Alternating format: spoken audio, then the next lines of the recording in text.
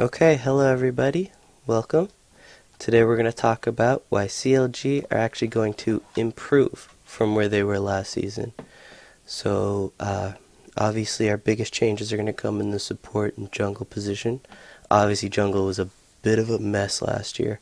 We had Dardoch come in, looked amazing, as he always does, right? Those highlight reel pop-off plays where he's just styling on kids, Lee Sin, Rengar, I said Rainover, but of course being replaced by Rainover now, after Omar God has gone back down to the academy position, which I think is an excellent spot for him to learn and develop under Rainover, and really evolve into a star-studded LCS jungler in a year or two. He showed last summer, after Dardoch left, that he was able to take direction, but sometimes when left to his own devices, whether on an invade or getting invaded upon, not being ready for it, not being prepared, either getting caught out and dying or setting his teammates in awkward positions where the team wasn't unified. Our bottom lane of Stixxay Afro was okay in lane, middling tier, right? Afro, he's the mechanical god at times, but then, you put him on something like a Soraka, where what can he do, right? How can he thresh hook the AD carry, or how can he catch out, their person who's out of position? That's the Soraka. It's just awkward for his playstyle, I feel, where he wants to shot call, he wants to dictate the play, dictate the game in a sense. But he's just an ambulance running around. Biofrost, I feel like, is able to do that differently than Afromu. So I expect Stixxay and Bio to do better in lane than Stixxay Afro did last year, just based on mechanics. Bio's lane pressure, right? Him and Doublelift just stomps everybody last year. And how much of that was Doublelift leading Bio or Bio setting up Doublelift? We're really going to find out this year with Doublelift on Liquid and Bio on CLG. And the Mythy Sven lane is going to be very scary. I think that's going to be the best bottom lane, far and away. Sneaky Smoothie might challenge them. I could actually see Hakuho Apollo also pushing them, but I don't think anyone's going to even come close to Sven and Mythy in that bottom lane. Stixxay Bio, Sneaky Smoothie, Apollo, Hakuho are the four best bottom lanes that I've seen, or that I think I've seen so far. Cody-san, Afromu, I think is going to have possibilities in the early game with Cody-san, but is going to be let down in the early game by Afro. And then late game, Cody-san's positioning and map awareness could lead him down a bad path, while Afro's mid-game to late-game shot calling is just unparalleled. Sorry, I'm still a bit sick. But our mainstays, Stixxay, Huhi, Darshan, that solo lane top mid core is brilliant. Only one sub out of our core right now, right at the Stixxay, Huhi, Darshan. All three players are developing talent besides Darshan. Huhi and Stixxay both have had moments of absolute brilliance. Huhi, especially last season, was on a complete tear. He just elevated his game to a whole another echelon that I didn't think he had. Very impressed by him last season, especially summer. He was solidly the third best mid laner in North America. Jensen and Bjerg obviously taking that 1-2 contested spot. But I'm looking to Huhi to challenge for that this spring. Darshan, again, you're rocking the top lane. What do you need him to do, man? He's just going to do it for you and do it so consistently well. You want him to split push, you want him to TP flank, you want him to tank, you want him to frontline, you want him to play AD Kennen. Like, sure, man, go nuts. You do you. It's going to be fine. He looked great last year in the top lane, which had a lot of imported talent last year. We had people like Flame, Someday, and all those junglers that came in, Chaser and Shrimp on Dignitas, you had Contracts being incredibly aggressive, Acadian, right, the list just goes on, and Lyra, oh my god, just, trying to style on top laners early. But Darshan really held his own all season 2017. Great job. Great job.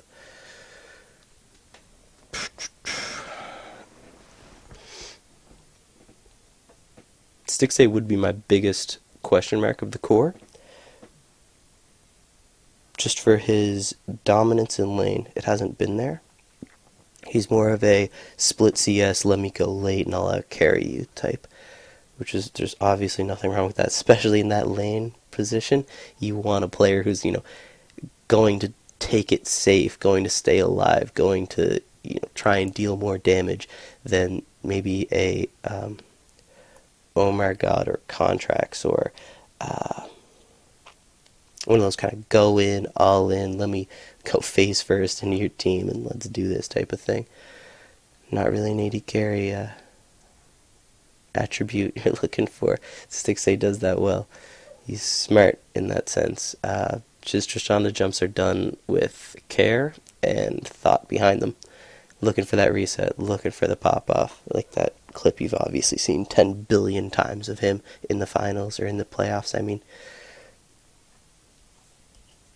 against TSM. Reignover. So this is, I think, the best possible move CLG could have done this offseason. Apart from, bringing in all of SKT and just, trying to do that type of thing like Liquid did, they looked at Reignover. They said, hey, Liquid, you got a great jungler you're not using. Let's have him. Let's make some magic happen here. Reignover is going to do everything that Dardoch and Omar God could not or would not last year. Omar had suspect early, mid, and late games, but I'm definitely going to give him a whole lot of slack for that. He's a very new player, literally just from the academy team. Dardoch leaves, they say, okay, Omar, here you go. You're in with the 4 other best players in their role. Like, good luck, bud.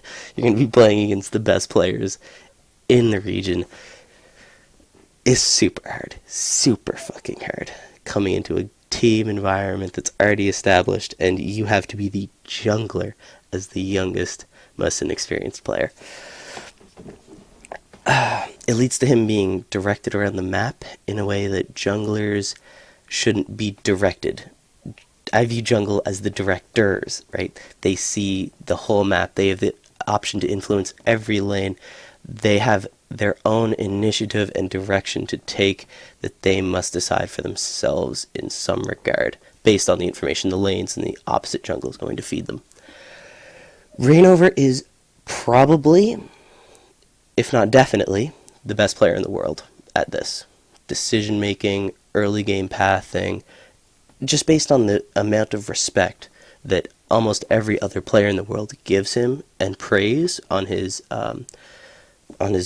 history, just what he's been able to do with the game and the jungle role itself, has revolutionized the esport, has revolutionized the way we play the game. During lane swap meta, he was the one who was figuring out, alright, how am I going to pop Huni off real quick, and we'll get this one rolling. Back when we had the Huni Reignover duo of doom that dominated EU and NA. But now they're back together in NA, but split apart. Whew, let's hope we can make a Huni Darshan swap. Not actually physically, but figuratively, and make a Darshan Reignover duo of destruction this season. I would love to see a bit of that action going down. So Reignover's early game, incredibly solid. He understands the game, he understands the role, he understands what he has to do in that role. So why didn't it work in Liquid? That's a really hard question. I think Liquid had a lot of problems besides Rainover. Rainover was thrown into this type of environment where all these problems are existing, and I'm going to look at Piglet as one of the issues that TL had to address 3 years ago when they picked up the kid. He had attitude issues, he had motivational issues, he had teamwork issues that we saw, by far and away in all of his breaking points, the Liquid LOL series, the Squad type series, or whatever their YouTube they did. Piglet wasn't respectful enough, straight up. Like, he was not there for his team the way he expected his teammates to be there for him. And that just created a whole bunch of animosity within the Liquid organization that has led them to their results that they've seen recently, and their kind of forced hand by their org to scramble to try and just say, okay, throw money at the problem, that'll fix it, right? We just have to make up for our bad decisions, not by making good decisions in the future, but just by pushing our capital, pushing our product over and over and over again. Thankfully, they have the capital behind them to keep funding the machine, but until they start making these strong, solid, team-oriented decisions around the wellness of the team, it's going to be really hard for them to break the best team in the world, which is the best team in the region, which is TSM. That just does teamwork. Right? Their teamwork is unparalleled. Bjerg is the mastermind behind that team. But okay, enough about Liquid and TSM. We're going to talk about them later. But Rainover himself, he didn't work in Liquid because I think the people in Liquid didn't facilitate his growth. They didn't facilitate his playstyle. The lanes weren't responsive in the way that he wanted them to work with him, and they wanted him to work with them, if that makes sense. So, jungler is meant to serve the roles or the lanes in a way that it can help them, get lane pressure. It can help gank. It can help apply pressure. It can help relieve pressure, counter ganking. All this type of stuff is meant to help the lanes, but is done by the jungler in a sense for the team, not for the lane.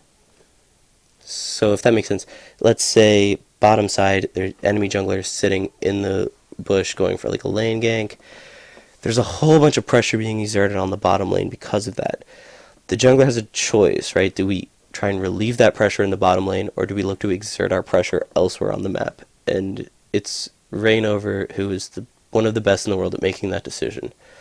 What do I do to get the most for my team? It's not about what the lane tells me I need to do for my lane. It's about what I need to do for my team. And Rainover's just going to be hopefully styling on all of these fresh junglers that we have in the LCS this year. I want him to punish Svenskaren's early aggression. I want him to just out-farm, the resident sleeper junglers. I want him to out-pressure them. I want him to just... I really want to see a Rainover of, 2016. That's what I want to see. I want to see 2016 Rainover. Resurgence. Hopefully his wrist is fine. Hopefully he's feeling great. Like, he's ready to come into this environment. This team environment, it obviously gets talked about a lot. It is so healthy on the outside, which is something that teams are just now beginning to understand the value of. The motivation that a lot of players suffer from, right? So this motivation that a lot of players end up suffering from issues with, right? Like practicing 12 hours a day, 6 days a week, having to perform on a week-in, week-out basis against teams that are fluctuating. Teammates' performance might be fluctuating. The game itself is fluctuating, right? Riot are putting out patches. They're tweaking the game. Maybe even changing the freaking map. You really don't know with Riot. adding in new these plants, adding in a Rift Herald, changing the game. And so this can make it really hard to stay motivated. And I think one thing that really helps is a team environment that's healthy, full of people that actually care about each other's well-being, growth, and development. You know, it's not that hard to have people around you who want you to succeed. You guys are on a team together. You guys should want to win. Oh, my background changed. Oh yeah, we made it.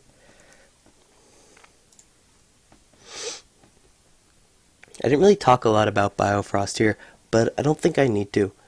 He's a great guy on the surface, right? Appears very nice Canadian boy. Good Canadian boy.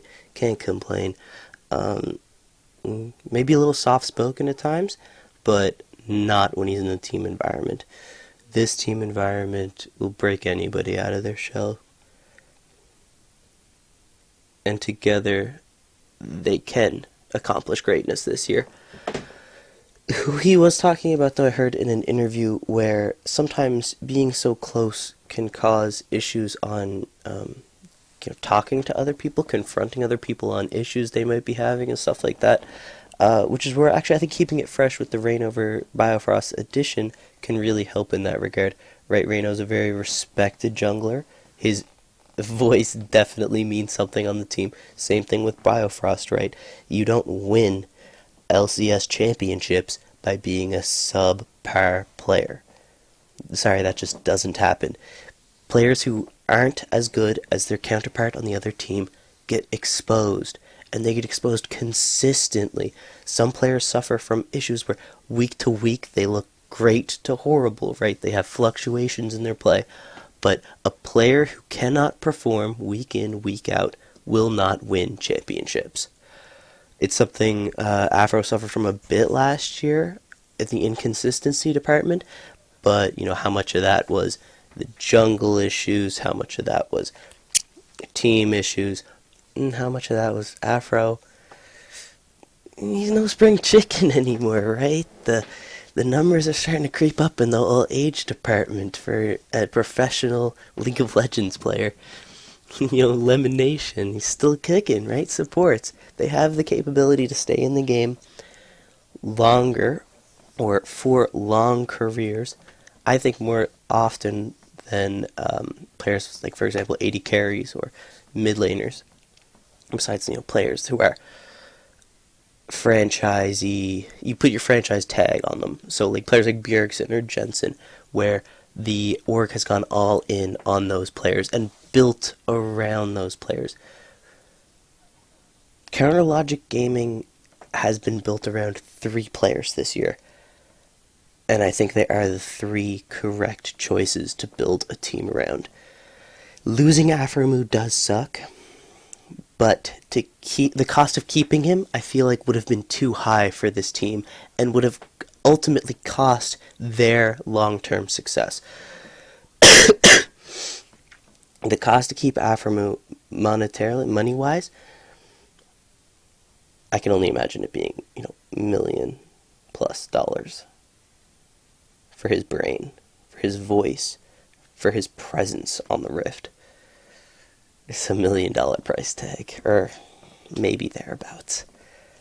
I don't know how much Hooney's worth for Echo Fox, but LCS franchising has changed NA LCS, and I'm very excited for the season to start January 20th, 2018. CLG fighting. Let's go.